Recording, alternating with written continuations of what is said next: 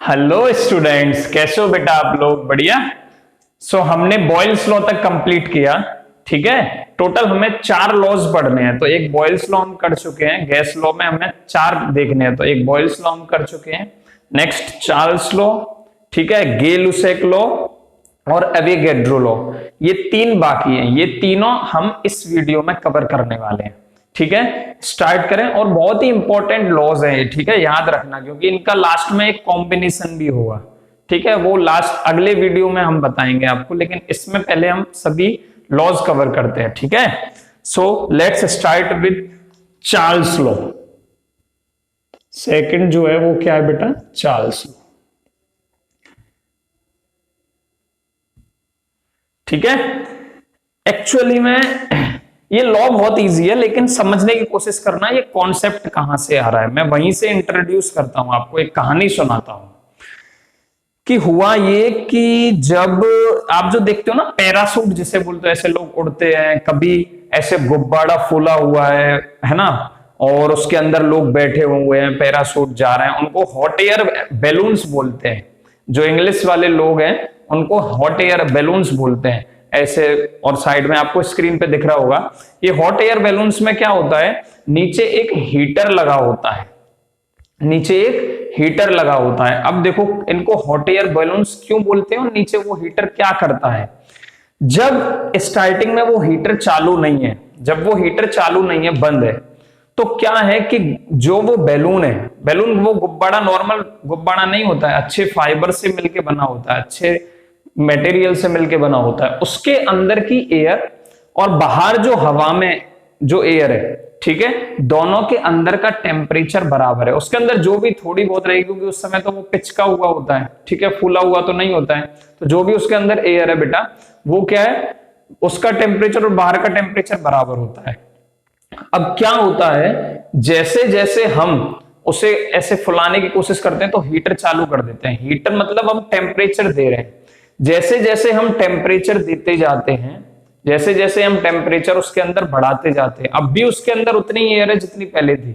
ठीक है, क्या होगा कि वॉल्यूम वहां पे एक्सपेंड कर, वॉल्यूम वहां पे इंक्रीज करने लगता है, और वो धीरे धीरे फूलता जाता है, फूलता जाता है, फूलता जाता है। अब क्या हो रहा है, उसका टेम्परेचर बढ़ रहा है, बाहर की हवा के कंपैरिजन में उसका टेम्परेचर अब ज्यादा है। तो जैसे जैसे टेम्परेचर बढ़ता है वैसे वैसे वो फूलता जाता है। वो जब तक उसके अंदर टेम्परेचर ज्यादा रहेगा तब तक वो उड़ता रहेगा। ठीक है, और वो मैक्सिमम कहां तक बढ़ जाता है, टेम्परेचर बढ़ते बढ़ते बढ़ते बढ़ते उसका वॉल्यूम एक्सपेंड होता है, और वो कितना बढ़ जाता है, जितना मैक्सिमम वो फूल सकता है उतना वो फूल जाता है। ठीक है, ये आपके समझ में आ गया कि टेम्परेचर डिफरेंस से क्या हो रहा है, उसका वॉल्यूम बढ़ रहा है। ठीक है, वॉल्यूम बढ़ रहा है, लेकिन वहां पे एक कंडीशन लागू होती है, एक कंडीशन लागू होती है। जो प्रेशर है, जो बेटा क्या है, प्रेशर है, वो कांस्टेंट है। ठीक है, एंड दूसरी बात, एंड अमाउंट ऑफ मॉलिक्यूल्स, ठीक है, that is amount of gas, amount of gas molecules या amount of gas also constant, also constant. ये चीज आपको याद रखनी है, ये 2 चीज वहां पे फिक्स होती है कि जो अमाउंट, जो मॉलिक्यूल्स हैं वो उतने ही रहते हैं। जैसे ये मान लो हॉट एयर बैलून का नीचे वाला पार्ट हो गया, ये ऊपर इस तरीके से इसमें बैलून लगा होता है। ठीक है, तो होता ये है कि यहाँ पे एक नीचे हीटर लगा होता है, ये क्या है, हीटर है। ठीक है, हीटर लगा होता है जो आपको नहीं दिखता है, वो इसके नीचे होगा, आपको दिखेगा नहीं, वो इस तरीके से अरेंज किया हुआ होगा। तो हीटर लगा होता है। अब पहले जो मॉलिक्यूल्स, अभी हीट करना, मैंने ये हीटर चालू नहीं किया है, तो मॉलिक्यूल्स आराम से घूम रहे हैं। और तुमको पता है गैस एक ऐसी स्टेट है मैटर की कि जिस भी चीज में आप डालोगे उसका वो ले लेगी, मतलब उसकी वॉल्यूम ऑक्यूपाई कर लेती है। जैसे 1 लीटर के कंटेनर में डालोगे तो बोलोगे 1 लीटर ही वॉल्यूम है इसकी, गैस की। और फिर अगर बोलोगे कि उसको मैं एक मतलब बड़े बर्तन में डाल दूं तो जितनी उसकी होगी फिर उतनी ही मुझे गैस की वॉल्यूम लेनी पड़ेगी। इस तरीके से हम कैलकुलेट करते हैं। ठीक है। तो जैसे ही मैंने यहां से टेम्परेचर देना स्टार्ट किया, हुआ ये कि ये मॉलिक्यूल्स अब आपस में टकराएंगे, फिर आपस में जैसे जैसे टकराएंगे तो ये दीवालों पे जाके लगते हैं बैलून की पे, ऐसे धाड़ धाड़ करके बहुत तेज लगेंगे और इसको और ज्यादा फुलाएंगे, ऐसे और एक्सपेंड करेगा ये, और एक्सपेंड करेगा। तो हो क्या रहा है बेटा, यहां पे एक चीज याद रखना, यहां पे क्या हो रहा है, अमाउंट ऑफ गैस मॉलिक्यूल्स अभी भी उतने हैं, प्रेशर भी हमने वही मेंटेन कर रखा है, पहले भी बाहर एटमॉस्फेरिक प्रेशर था, अब भी बाहर एटमॉस्फेरिक प्रेशर है। तो ऐसी कंडीशन में वॉल्यूम जो है वो डायरेक्टली प्रोपोर्शनल हो गया किसके, टेम्परेचर के। ठीक है। तो चार्ल्स लॉ जो है वो डेवलप होता है हॉट एयर बैलून के कॉन्सेप्ट से। इसी में थोड़ा सा और भी नंबर ऑफ एक्सपेरिमेंट परफॉर्म किए, लेकिन यहां से आपको एक आइडिया आ जाना चाहिए कि हॉट एयर बैलून कैसे काम करता है। अब समझ में आ रहा होगा कि टेम्परेचर बढ़ाते हैं तो वॉल्यूम बढ़ता जाता है, वॉल्यूम बढ़ता जाता है तो वो हल्का, अंदर से क्या है उतने ही मॉलिक्यूल सब ज्यादा वॉल्यूम में है तो क्या वो हल्का हो जाता है, फिर आराम से उड़ता है। तो टेम्परेचर के साथ वॉल्यूम बढ़ रहा है, यही चार्ल्स लॉ। फटाफट से लिख देंगे, फटाफट से लिख देंगे, जल्दी लिखो स्टेटमेंट, लिखो फटाफट स्टेटमेंट। कहता है statement, for a fixed amount of gas at constant pressure volume of gas is directly proportional to temperature. Mathematically बात करूं मैं, मैथमेटिकली बात करूं, अभी जो समझाया वही लिखा हुआ है, मैथमेटिकली बात करते हैं। Volume is directly proportional to temperature at constant P and N, at constant pressure and N का मतलब है number of moles of the gas. ठीक है। सो ये एक इक्वेशन बन गई, यहां से प्रोपोर्शनलिटी का साइन हटाओगे तो केटी आ जाएगा, ये एक इक्वेशन बन गई। ठीक है। ऐसे हम ऐसे भी लिख सकते हैं, that is V upon T जो रहेगा वो हमेशा कांस्टेंट वैल्यू आएगी। ठीक है बेटा, ये सब देखो मैथमेटिकल चीजें बहुत इजी हो जाती हैं, केवल आपको एक बार कॉन्सेप्ट समझ में आना चाहिए। If I am taking two situations,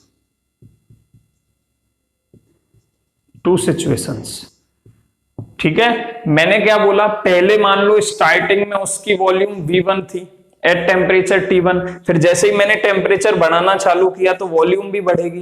तो दो केसेस का कंपैरिजन आ सकता है, बिल्कुल आ सकता है। तो if I am taking two situations, then we could write the following relation. We could write the following relation.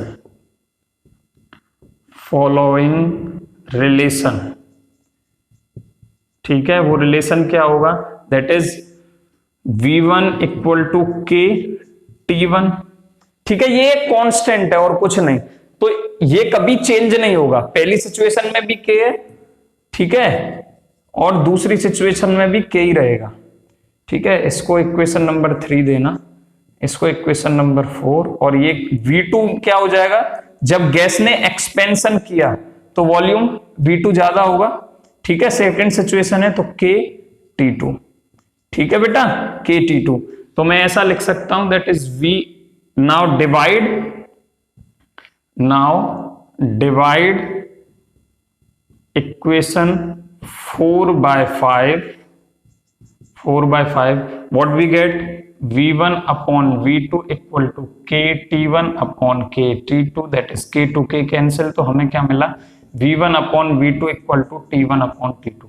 very important formula, V1 upon V2 equal to T1 upon T2 is very important। ठीक है, याद रहेगा, कोई दिक्कत? ठीक है, चलो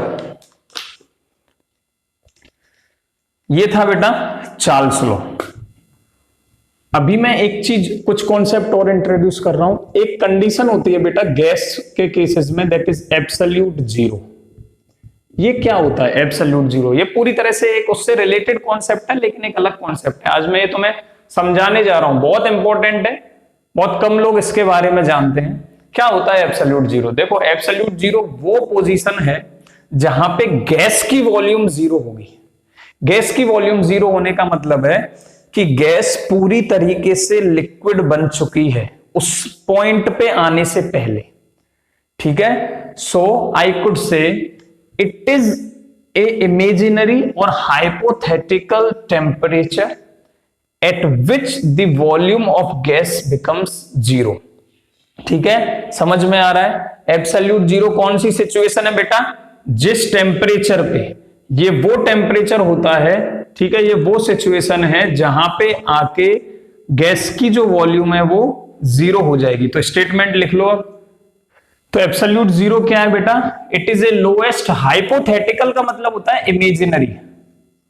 ठीक है, इमेजिनरी मतलब एक ऐसा टेम्परेचर जो शायद ही अचीव होता हो, शायद ही अचीव होता हो।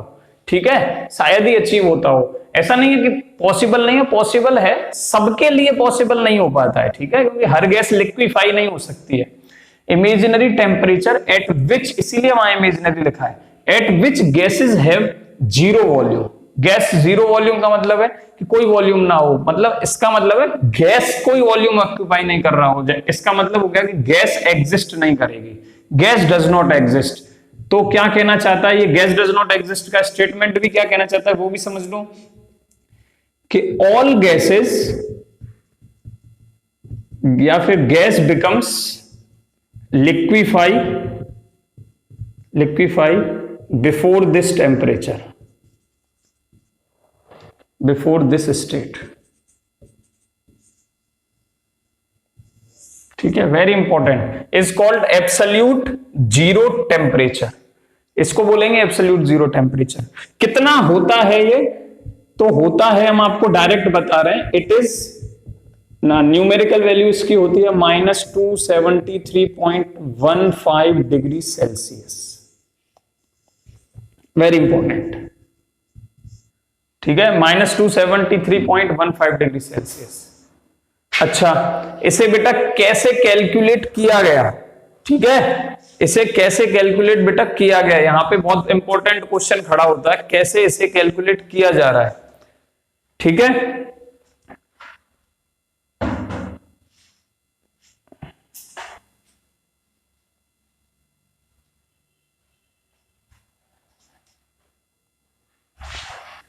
ठीक है, कैसे कैलकुलेट किया गया वो भी चलो हम आपको बता देते हैं। ठीक है, कैसे अनुमान लगाया गया, ये डिजिट कहां से आता तुम्हें, कि हाउ इट वॉज कैलकुलेटेड, कैसे इसको कैलकुलेट किया गया। ठीक है, देखो, एक एक्सपेरिमेंटल डेटा आपको एक्सेप्ट करना है हमारा, जो ये वास्तव में कैलकुलेटेड डेटा है, एक्सपेरिमेंटल एविडेंस है हमारे पास। ये देखा गया कि जैसे ही हम 1 डिग्री टेम्परेचर इंक्रीज करते हैं, हम क्या करते हैं, 1 डिग्री टेम्परेचर इंक्रीज करते हैं, तो वॉल्यूम जो इंक्रीज होता है वो इतना होता है 1.273.15। ठीक है, इस फैक्टर से वॉल्यूम इंक्रीज करेगा for rise of each 1 degree Celsius in temperature, मतलब for rise in each 1 degree Celsius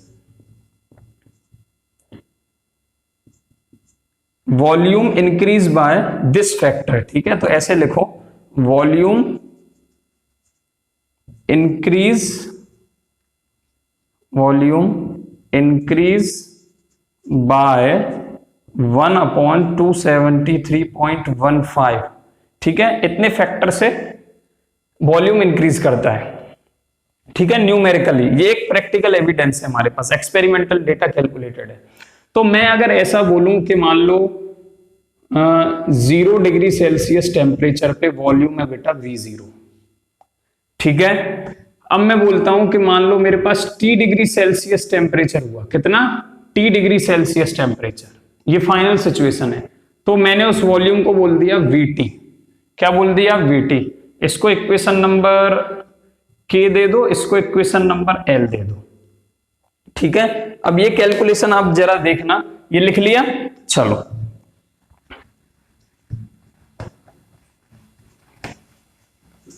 एक साइड में ही मैं कर दूंगा पूरी कैलकुलेशन, ज्यादा की जरूरत नहीं है, ये साइड में देख लो।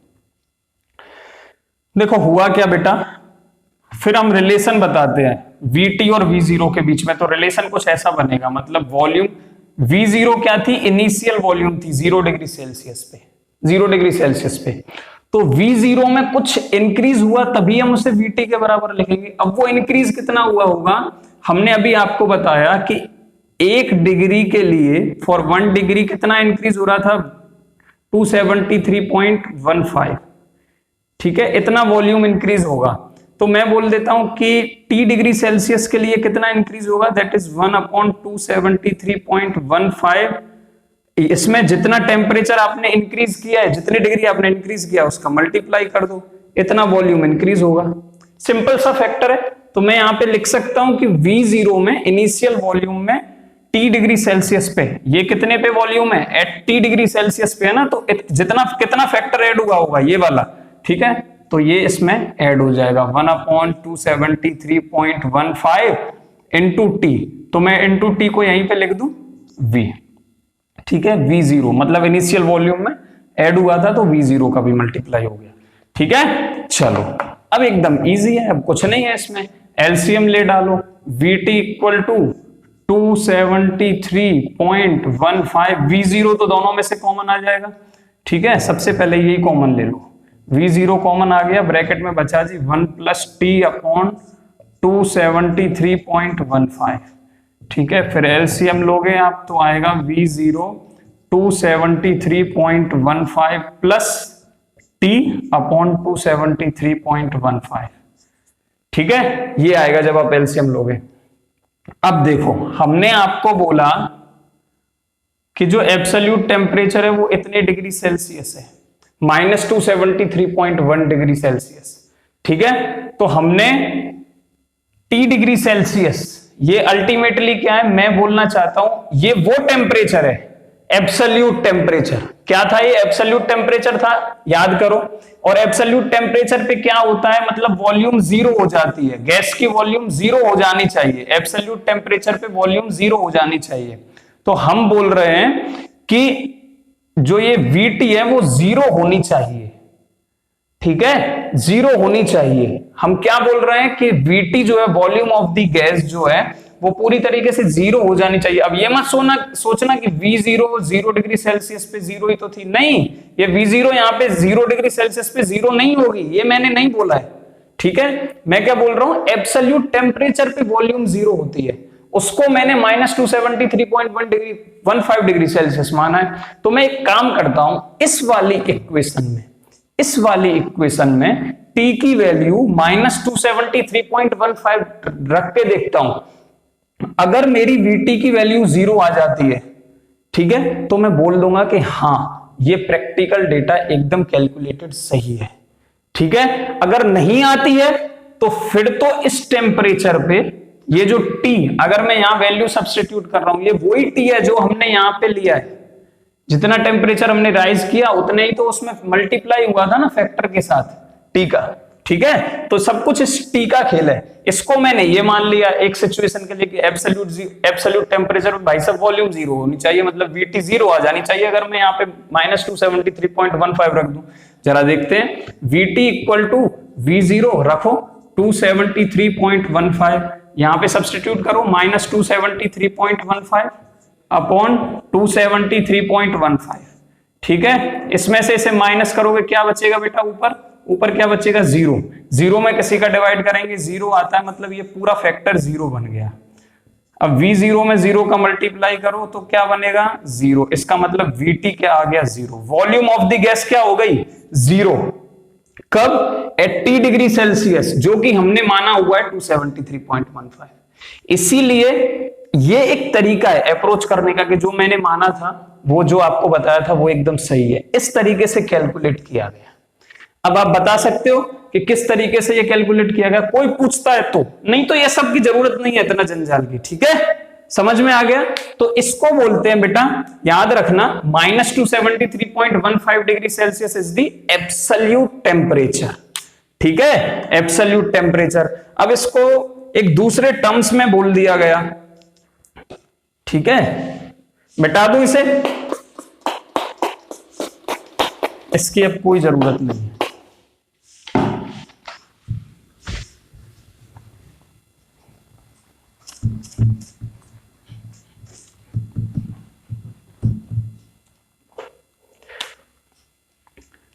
देखो -273.15 डिग्री सेल्सियस, इसको इंट्रोड्यूस करने के लिए फिर ये बोला गया कि भाई साहब एक काम करते हैं, टी, ठीक है, एक नया स्केल इंट्रोड्यूस किया गया, that is kelvin scale.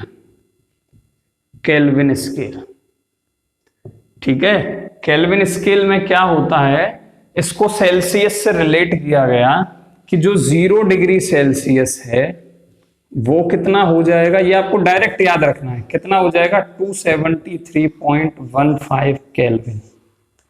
Is it clear? बहुत इंपॉर्टेंट है, ठीक है, ये भी इसी से रिलेटेड है, डायरेक्ट याद रखना है आपको, ठीक है। और दूसरे वर्ड्स में ये भी बोल सकता हूं मैं कि अगर मैं बात करूं 0 केल्विन की तो क्या हो जाएगा -273.15 केल्विन। ये दोनों ही चीजें आपकी समझ में आनी चाहिए। 0 केल्विन का मतलब देखो 0 डिग्री सेल्सियस में इतने केल्विन है, तो मैं 0 केल्विन लिखना चाहता हूं तो माइनस में चलती चली जाएगी ना, इसको माइनस में लेते चले जाओ तो ये -273.15 बन जाएगा जब ये 0 केल्विन होगा, ठीक है। और यही वो टेम्परेचर है जिसे हम एब्सोल्यूट टेम्परेचर बोल रहे थे, मतलब 0 kelvin is the absolute temperature for all the gases. इससे पहले ही कोई भी गैस हो, ज्यादातर गैस इससे पहले ही लिक्विफाई होनी है तो हो जाएंगी, कोई भी वॉल्यूम गैस का मॉलिक्यूल वहां नहीं रहेगा, लिक्विड बन जाएगा, ठीक है, लिक्विड बन जाएगा, वैसे तो सॉलिड ही बन जाएगा, ठीक है, सॉलिड बन जाएगा, क्योंकि ये सेल्सियस, अगर आप सॉरी बेटा, मैं शायद यहाँ पे केल्विन लिख रखा है लेकिन यहाँ डिग्री सेल्सियस आएगा, ठीक है। इतने पे तो ये तो बर्फ, आपको पता है 0 डिग्री सेल्सियस से थोड़ा सा भी नीचे जाओगे तो आपको हमेशा बर्फ ही मिलेगी, ठीक है, तो सॉलिड ही बन जाएगा, वो गैस तो वहां एग्जिस्ट करती ही नहीं है, ये कहना चाहता है इस टेम्परेचर पे। सो 0 kelvin is the absolute temperature, केवल और केवल ये स्टेटमेंट आपको याद रखना है, ठीक है। अच्छा, और क्या याद रखना है चार्ल्स लॉ में, और क्या याद रखना है चार्ल्स लॉ में, एक एक चीज बता रहा हूं मैं, एक कॉन्सेप्ट नहीं छोड़ रहा हूं बेटा, ठीक है, इतना डिटेल में नहीं मिलेंगी आपको वीडियोस, ठीक है। चार्ल्स लॉ और बॉयल्स लॉ की छोटी छोटी वीडियो बनाते 5 मिनट की, सिंपल रिलेशन डिराइव करा की छुट्टी, केवल न्यूमेरिकल होने चाहिए, लेकिन आपको सब कॉन्सेप्ट भी समझा रहे हैं, न्यूमेरिकल तो होने ही है, वो तो मैं समरी कराऊंगा, उसी में से कर दोगे आप, इतना तो पढ़ने की जरूरत ही नहीं है, ठीक है। एक और चीज याद रखनी है, अब मान लो मैं यहाँ पे ग्राफ बनाता हूं, क्या था फॉर्मूला, V = KT, यही तो बन रहा था।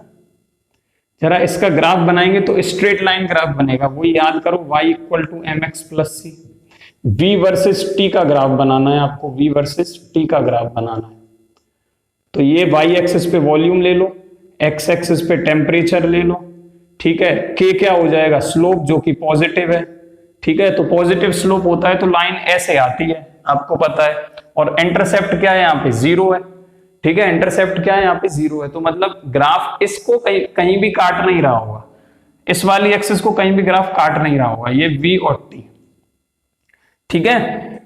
अब मैं टेम्परेचर यहाँ पे मेंशन कर रहा हूं, इसे -300 ले रहा हूं, ठीक है, -300, इसे ले रहा हूं बेटा -200, इसे ले रहा हूं बेटा -100, देन 0, देन 100, देन 200, ठीक है। और यहाँ पे आप कुछ भी ले लो, यहाँ पे मैं कुछ भी ज्यादा छेड़छाड़ करने की जरूरत नहीं, जो डिजिट लेनी है वो ले लो। तो आपको पता है कि जो वॉल्यूम ऑफ द गैस है, ये क्या है, V क्या है, वॉल्यूम ऑफ द गैस है, ठीक है, ये क्या है, हमेशा 0 रहेगी एब्सोल्यूट टेम्परेचर पे, जो कि कितना है -273.15। तो वैसे ग्राफ तो यहाँ पॉजिटिव स्लोप है और स्ट्रेट लाइन ग्राफ है, तो हमेशा लाइन ऐसी ही बन रही होगी, कोई भी किसी भी टेम्परेचर पे ले लो, ठीक है, टेम्परेचर कोई से प्रेशर पे ले लो, अलग अलग प्रेशर पे अलग अलग ग्राफ आएंगे। प्रेशर आपको कांस्टेंट रखना है, मतलब एक स्टेज में मान लो मैंने P1 प्रेशर कांस्टेंट कर दिया, दूसरी स्टेट में मैंने P2 कांस्टेंट कर रखा है, एक गैस के लिए मैंने P3 प्रेशर है, एक गैस का P4 प्रेशर है, अलग अलग वहां पे प्रेशर होंगे, ठीक है। तो ये अलग अलग केस स्टडी है, एक साथ मत समझना, एक का समझना है तो फिर एक ग्राफ बनाओ पहले, ये सबसे अच्छा है, ठीक है। यहाँ पे क्या है, प्रेशर कांस्टेंट है और amount of the gas constant है, लेकिन ये कभी इसको टच नहीं करेगा क्योंकि ये मैंने 0 नहीं लिया है, यहाँ ठीक से देखो -300 है, ठीक है, ये पहले ही जीरो हो जाता है कितने पे, -273.15 पे। अगर मैं इसे -273.15 डिग्री सेल्सियस लिख दूं, ठीक है, यहाँ टेम्परेचर डिग्री सेल्सियस में लिया हुआ है, तो यहीं पे आके ये क्या हो जाएगा बेटा, जीरो हो जाएगा। ठीक है, वॉल्यूम ऑफ द गैस इस टेम्परेचर पे जीरो हो जाती है एब्सोल्यूट टेम्परेचर पे, वही तो अभी कॉन्सेप्ट थोड़ी देर पहले पढ़ाया आपको। तो इस तरीके का ग्राफ मिलता है। ठीक है, that is V is directly proportional to T। Temperature बढ़ाने पे वॉल्यूम बढ़ रही है, रिलेशन एकदम सही है, लेकिन जैसे जैसे टेम्परेचर कम होता है थोड़ा सा ये रिलेशन डिस्टर्ब होता है एब्सोल्यूट टेम्परेचर की वजह से। दैट्स ऑल, और कुछ नहीं है। तो आपको ग्राफ भी पता चल गया, स्ट्रेट लाइन ग्राफ आएगा। और जिस भी ग्राफ में प्रेशर अगर कांस्टेंट हो, क्या कांस्टेंट हो, प्रेशर, जो कि यहां पे है, उसे बोलते हैं बेटा आइसोबार। ठीक है, बार प्रेशर की यूनिट है, दैट इज प्रेशर, बार मतलब प्रेशर, और आइसो मतलब सेम है, सेम प्रेशर है, इसलिए इस ग्राफ का नाम हो जाता है आइसोबार। याद रहेगा। ठीक है, अगर आप अलग अलग प्रेशर्स पे बनाना चाहते हो तो आप एक केस स्टडी देख सकते हो, VT जो आपकी बुक में बना हुआ है, यहाँ पे -273.15 केल्विन है, सॉरी डिग्री सेल्सियस है। यहीं से ग्राफ चालू होंगे, सब यहीं से ग्राफ चालू होंगे। क्योंकि इससे पहले वॉल्यूम हो ही नहीं सकती, इसी पे जीरो हो जाती है। यहाँ पे क्या है, वॉल्यूम जीरो है, ये वॉल्यूम जीरो है। ठीक है, तो यहां से ग्राफ स्टार्ट हुआ। अगर उसमें यहाँ पे जीरो लेता है एग्जाम में, क्वेश्चन में अगर उसने इसको जीरो लिया है, तो फिर ग्राफ आप यहां से स्टार्ट करना, और ऊपर यहाँ पे भी। ठीक है, तो ग्राफ कुछ ऐसे मिलेंगे अलग अलग प्रेशर्स पे। ठीक है, लेकिन स्टार्ट यहीं से होंगे। ठीक है, अब मुझे बताओ, एक को मैंने P1 बोल दिया, एक को P2 बोल दिया, एक को P3 बोल दिया, तो इधर क्या है, वॉल्यूम इंक्रीज हो रही है। जहां वॉल्यूम इंक्रीज होती है वहां पे प्रेशर घटता है। तो P1, P2, P3 में से किसकी वैल्यू ज्यादा होगी, P3 सबसे कम होगा, P2 देन P1। ठीक है, फॉर डिफरेंट प्रेशर्स, अलग अलग प्रेशर की कंडीशन की बात है। ठीक है, ये पूरे ग्राफ पे P1 कांस्टेंट है, इस पे P2 कांस्टेंट है, इस पे P3 कांस्टेंट। तो ये था बेटा चार्ल्स लॉ। एक बार इसको समराइज कर देते हैं, आपको एग्जाम के लिए क्या याद रखना है, दैट्स ऑल। अच्छे से समझना सब है, लेकिन एग्जाम में क्वेश्चन किस तरीके से सॉल्व करने वो भी तो जरूरी है ना। कॉन्सेप्ट आपको सब बता दिए, इससे बाहर कोई कॉन्सेप्ट नहीं है चार्ल्स लॉ में। एक कॉन्सेप्ट नहीं बचता है, रिफ्रेशर पढ़ने की जरूरत नहीं है। ठीक है, लिखो समरी।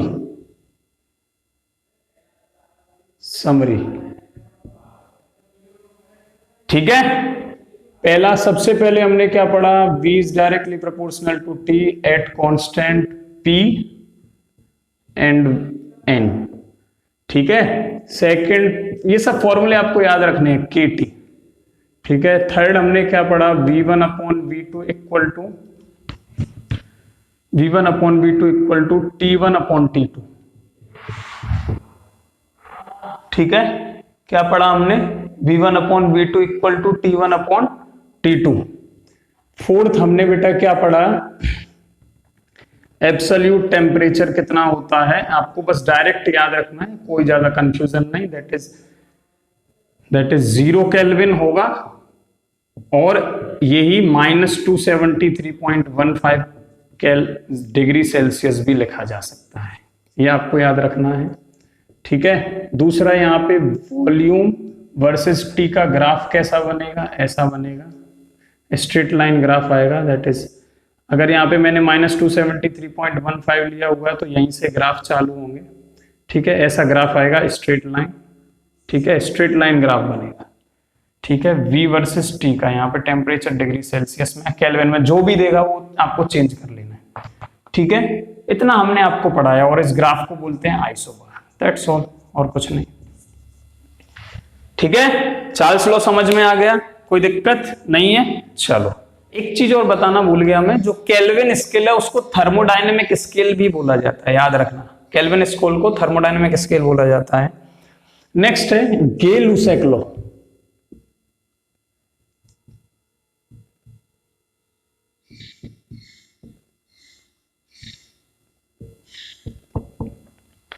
ठीक है, ये लॉ क्या बोलता है, एट कांस्टेंट वॉल्यूम जब हम वॉल्यूम फिक्स कर रहे हैं at constant volume and for fixed amount of gas, that is हमने n मतलब नंबर ऑफ मोल्स भी फिक्स कर दिए, fixed amount of gas at constant volume and for fixed amount of gas, pressure of the gas is directly proportional. Pressure of the gas increases as temperature increases. As temperature increases.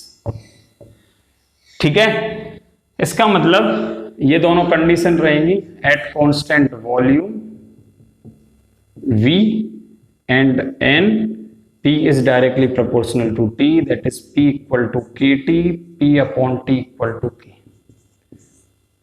ठीक है, ये है जी गेलो-सैकलो। ठीक है, बस इतना ही इसमें काफी है आपके लिए इंफॉर्मेशन। अगर आप इसका ग्राफ बनाते हो यहां से इक्वेशन नंबर 1 से, अगर आप ग्राफ बनाते हो P वर्सेस T का, किसका, प्रेशर और टेम्परेचर का, किसका बेटा, प्रेशर और टेम्परेचर का, तो आप देखोगे कि आपको पॉजिटिव स्लोप मिलेगा, दैट इज ये कुछ नहीं y equal to mx plus c से कंपैरिजन कर दो, इंटरसेप्ट 0 मतलब p एक्सिस तो कहीं से कट नहीं रही होगी, ग्राफ यहां से चालू होगा, स्लोप k है मतलब पॉजिटिव है, माइनस माइनस है नहीं, और x यहाँ पे t है मतलब हमने x एक्सिस पे टेम्परेचर ले रखा है, तो ग्राफ बनाओ, यहां से स्टार्ट होगा ग्राफ, ऐसा ग्राफ आएगा। अब ऐसे ग्राफ जहां पे वॉल्यूम कांस्टेंट हो उनको क्या बोलते हैं, आइसोकोर बोलते हैं। क्या बोलते हैं बेटा, आइसोकोर बोलते हैं। For different volumes at constant volumes number of graphs हमको मिल सकते हैं। ये तो एक केस स्टडी है, लेकिन मान लो अगर मैं वॉल्यूम 1 की बात कर रहा हूं, मैंने फिक्स कर रखा है 2 मिलीलीटर वॉल्यूम, मतलब मैं बोल देता हूं 2 सेंटीमीटर क्यूब मेरे पास वॉल्यूम है, 2 सेंटीमीटर क्यूब मेरे पास वॉल्यूम है, 2 लीटर है, ठीक है, तो उस पे प्रेशर टेम्परेचर का ग्राफ इतना आ गया। फिर बोल देता हूं 4 लीटर पे कितना आएगा, 5 पे कितना आएगा, तो अलग अलग वॉल्यूम पे अलग अलग ग्राफ मिल जाएंगे। हर एक पे वॉल्यूम कांस्टेंट है, ये मान लो V1 है, ये मान लो V2 है, ये मान लो V3 है, ठीक है। अब मुझे बताओ V1 ज्यादा होगा, V2 ज्यादा होगा, V3 वो ज्यादा होगा, वो आप इस ग्राफ से बता सकते हैं। कैसे कि जी इधर प्रेशर बढ़ रहा है, ठीक है, तो जिसके लिए प्रेशर की वैल्यू ज्यादा हो उसकी वॉल्यूम की वैल्यू क्या होगी, कम होनी चाहिए। नहीं समझ में आ रहा है, मैंने इसको V1 माना हुआ है, V1 पे मान लो एक टेम्परेचर फिक्स कर दूं 15 degree Celsius, for example 15 degree Celsius पे एक ग्राफ मतलब V3 वाली वॉल्यूम के लिए प्रेशर इतना आ रहा है, ठीक है, उसी टेम्परेचर पे वॉल्यूम V2 के लिए प्रेशर इतना आ रहा है यहां पे, और उसी टेम्परेचर पे V1 के लिए प्रेशर इतना आ रहा है, ठीक है। तो सबसे ज्यादा प्रेशर भाई साहब V1 के लिए आ रहा है 15 डिग्री सेल्सियस पे, ठीक है। जब वॉल्यूम V1 है तो मैं बोल सकता हूं कि V1 सबसे ज्यादा प्रेशर V1 के लिए, ठीक है, V1 वाले केस के लिए, तो मतलब सबसे कम वॉल्यूम V1 होगी, क्योंकि प्रेशर और वॉल्यूम एक दूसरे के इनवर्सली प्रोपोर्शनल होते हैं, बॉयल्स लॉ से आप पढ़ चुके हो, that is V1 is smaller than V2 than V3, ठीक है, याद रहेगा आपको, कोई दिक्कत। नेक्स्ट है बेटा अवोगाड्रोस लॉ।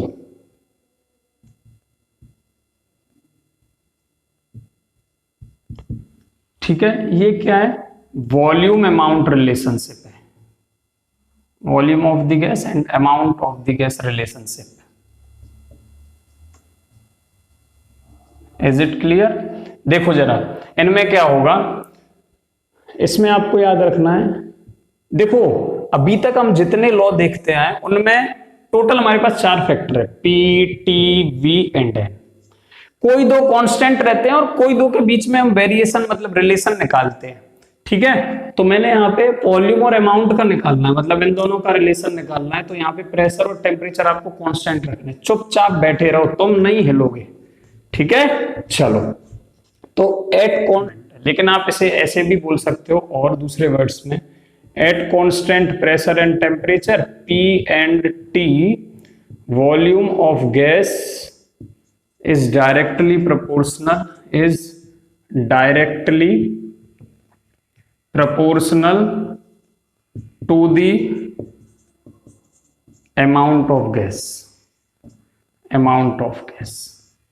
एक ही बात है दोनों में हम क्या बोल रहे हैं कि जितना V होगा, वॉल्यूम कितना किस पे डिपेंड कर रहा है, टोटली नंबर ऑफ मोल्स पे। सोचो भाई साहब, आपने प्रेशर कांस्टेंट कर दिया, आपने टेम्परेचर कांस्टेंट कर दिया, अब क्या होगा, जितना उसके अंदर मॉलिक्यूल्स है, जितने ज्यादा मॉलिक्यूल्स होंगे उतना ज्यादा स्पेस लेने की कोशिश करेंगे। नंबर ऑफ मॉलिक्यूल्स इंक्रीज कर रहे हो आप, एन का मतलब है नंबर ऑफ मोल्स, ठीक है, नंबर ऑफ मोल्स मतलब नंबर ऑफ मॉलिक्यूल्स, ठीक है। तो आप जितने ज्यादा नंबर ऑफ मोल्स मॉलिक्यूल्स रहेंगे, ठीक है, उतनी ज्यादा वॉल्यूम इंक्रीज होती चली जाएगी। मान लो मैंने यहाँ पे 2 थे तो 2 इतने में रह रहे थे, लेकिन मैं जबरदस्ती यहाँ 100 घुसेड़ दूं, अभी इसके अंदर मैं 100 डाल दूं, 100 मॉलिक्यूल डाल दूं, तो वो तो इसके अंदर नहीं रहेंगे, वो क्या कोशिश करेंगे कि इससे थोड़ा एक्सपेंड करा जाए, एक्सपेंड करेगा तो वॉल्यूम बढ़ेगा। इसलिए volume of the gas number of moles पे, नंबर ऑफ मॉलिक्यूल्स पे डायरेक्टली डिपेंड करती है। तो इसे आप ऐसे भी लिख सकते हो, प्रोपोर्शनैलिटी का साइन हटाया, that is V equal to Kn, ठीक है, इक्वेशन नंबर 1, ठीक है। N क्या है, नंबर ऑफ मोल्स है, याद रखना, ठीक है बेटा। और आपको पता है एक मोल में कितने मॉलिक्यूल्स होंगे, 6.023 इंटू 10⁻23 मॉलिक्यूल्स होते हैं। इतने मॉलिक्यूल्स रहेंगे, ठीक है, इतने मॉलिक्यूल्स रहेंगे। अब इसका एक फेज और दूसरा मैं आपको समझा दूं, ये तो एवोगैड्रो लॉ खत्म, यहां पे खत्म, लेकिन इसी में थोड़ी सी एडिशनल, सॉरी फॉर नहीं लिखो, एट एसटीपी। एसटीपी का मतलब है स्टैंडर्ड टेम्परेचर और ये प्रेशर। स्टैंडर्ड टेम्परेचर क्या है, 273.15 केल्विन है वैसे तो, लेकिन नियरली 273 केल्विन लिख देते हैं, ठीक है, मतलब 0 डिग्री सेल्सियस, ठीक है। और प्रेशर क्या है बेटा, 1 बार, ठीक है। जो एटमॉस्फेरिक प्रेशर सी लेवल पे होता है वो 1 बार होता है। तो ये स्टैंडर्ड टेम्परेचर प्रेशर कंडीशन है। कहीं भी एसटीपी लिखा देखा मिले तो समझ जाना है क्या बोल रहा है कि टेम्परेचर 273 है और प्रेशर 1 बार है। हमेशा फिक्स कर लो दिमाग में, at STP all gases should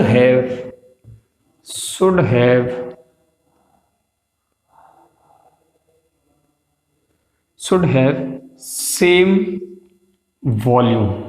याद रखना, ये एक इंपॉर्टेंट पॉइंट है। At STP all gases should have same volume. Why, question आता है वाई, तो लिखोगे because number of molecules are same, number of molecules, ठीक है। ऐसा मैं क्यों बोल रहा हूं, ठीक है, all gases should have same volume, because यहां पे टेम्परेचर फिक्स है, प्रेशर फिक्स है, तो ये एकदम स्टैंडर्ड कंडीशन हो गई। तो मैं ऐसा बोल सकता हूं, for 1 mole of substance, for 1 mole of gas, ठीक है, ideal gas occupies a fixed volume. क्यों ऐसा बोल रहा हूं मैं, एट एसटीपी। देखो अब हमने क्या बोल दिया, स्टैंडर्ड टेम्परेचर प्रेशर कांस्टेंट कर दिए, टेम्परेचर 273, प्रेशर 1 बार, अमाउंट 1 मोल है जी। अमाउंट कितना है जी, 1 मोल है। किसी भी कोई भी गैस हो, 1 मोल का मतलब हो गया ये वाला, ये इतने नंबर ऑफ मॉलिक्यूल्स होंगे, ठीक है। Ideal gas occupy a fixed volume. कोई भी गैस हो अगर वो आइडियल नेचर रखती है तो उनका वॉल्यूम फिक्स होगा, ठीक है। और वो फिक्स्ड वॉल्यूम कितना होता है, 22.7 लीटर। कितना होगा, 22.7 लीटर फॉर ईच 1 मोल। हर एक 1 मोल के लिए इतना ऑक्यूपाई करेगी, ठीक है। अब मैं आपको इसको कंक्लूड कर देता हूं, ये जितना मैंने लिखा है ना इसे मैं कंक्लूड कर देता हूं। आपको शॉर्ट में याद रखना है, केवल इतनी ज्यादा खिचड़ी पकाने की जरूरत नहीं है, ठीक है। वो शॉर्ट में ये है, at STP molar volume of an ideal gas is 22.7 litre. 22.7 litre. Standard temperature, pressure दोनों कांस्टेंट हैं, ऊपर लिखे हुए हैं।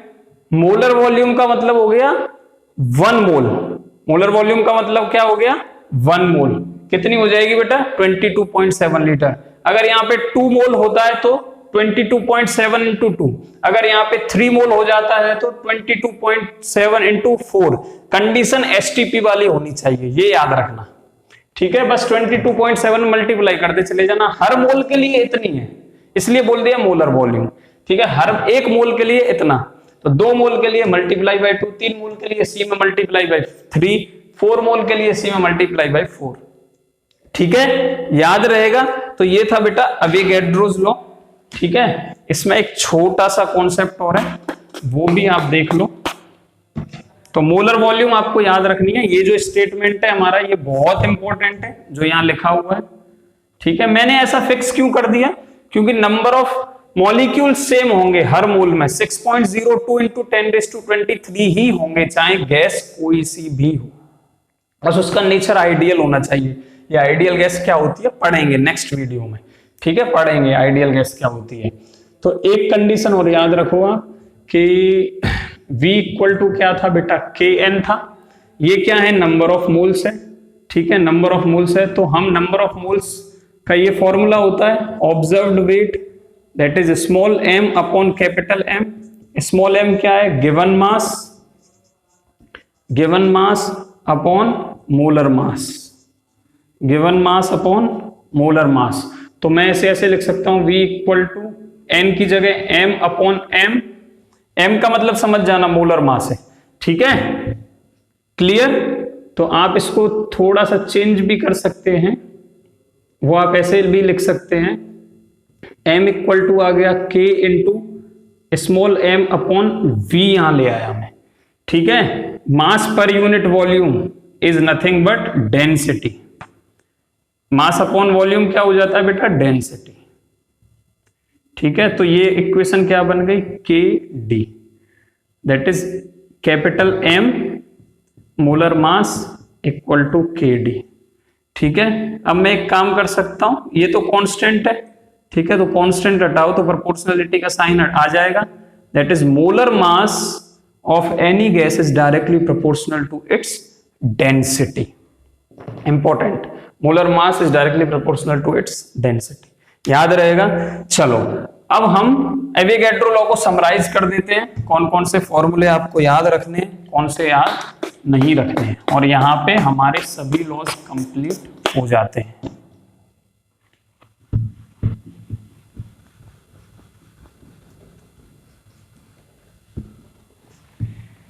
ठीक है, अच्छा मेरे को आपको एक यूनिट कन्वर्जन वाला रिलेशन भी सिखाना है, जिससे आप न्यूमेरिकल में कहीं ना फंसो, ठीक है। कैसे वॉल्यूम की अलग अलग यूनिट से, मतलब लीटर से मिलीलीटर, सेंटीमीटर क्यूब, कैसे वो कन्वर्जन होता है। ऑलरेडी वैसे मैं चैप्टर फर्स्ट में शायद एक बार उसे इंट्रोड्यूस कर चुका हूं, लेकिन वो मैं आपको स्पेशल बता दूंगा न्यूमेरिकल्स वाली वीडियो में, वो बताऊंगा मैं आपको हर एक, मतलब प्रेशर की कौन कौन सी यूनिट हो सकती है, वॉल्यूम की कौन सी हो सकती है, टेम्परेचर की कौन सी हो सकती है, ठीक है। मैं आपको बताऊंगा जब मैं न्यूमेरिकल्स कराऊंगा, न्यूमेरिकल की वीडियो बनाने वाला हूं मैं इस चैप्टर के लिए, ठीक है, क्योंकि ये पूरा न्यूमेरिकल फिजिकल केमिस्ट्री से रिलेटेड चैप्टर है, ठीक है। तो इसकी समरी बना देते हैं एवोगाड्रो लॉ की। हम क्या करने जा रहे हैं, समरी ऑफ एवोगाड्रो लॉ, ठीक है। हमने सबसे पहले देखा V इक्वल टू Kn, मतलब स्टार्टिंग ही कर देते हैं, V is directly proportional to n।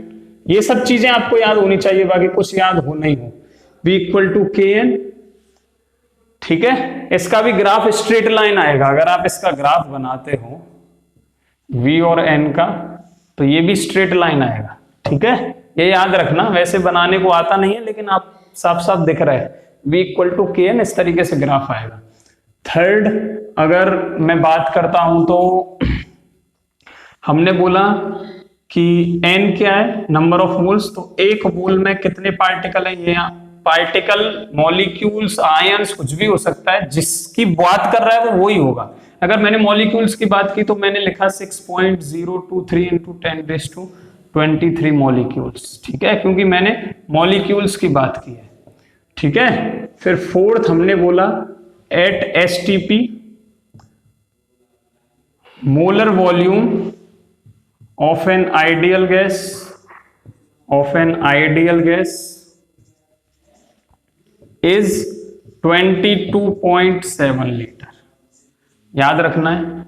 Fifth, ठीक है, इसके बाद एक लास्ट स्टेप देखा हमने कि m, capital M equal to KD आया, ठीक है, that is molar mass is directly proportional to the density of the gas, ठीक है। तो ये 5 चीजें आपको याद रखनी है। यहाँ पे बेटा गैस लॉज खत्म होते हैं, और एक नेक्स्ट वीडियो की मैं बस लिंक देके जा रहा हूं कि किससे रिलेटेड आने वाली है। जो भी गैस इन 4 लॉज को अच्छे तरीके से फॉलो करती है, पालन करती है इन चारों लॉज का, उस गैस को एग्जैक्ट आइडियल गैस बोलते हैं। आइडियल गैस मतलब एक आदर्श गैस कैसी होनी चाहिए, ठीक है, होता है ना एक आदर्श पुरुष, आदर्श नारी, कैसे उसके अंदर कैरेक्टरिस्टिक होने चाहिए। तो बता दे रहे हैं, जो भी गैस 4 लॉज को फॉलो करेगी वो गैस क्या होगी, आइडियल गैस। नेक्स्ट उससे रिलेटेड डिटेल में हम नेक्स्ट वीडियो में डिस्कस करेंगे, ठीक है बेटा। अच्छे से पढ़ते रहो and thank you for watching my videos.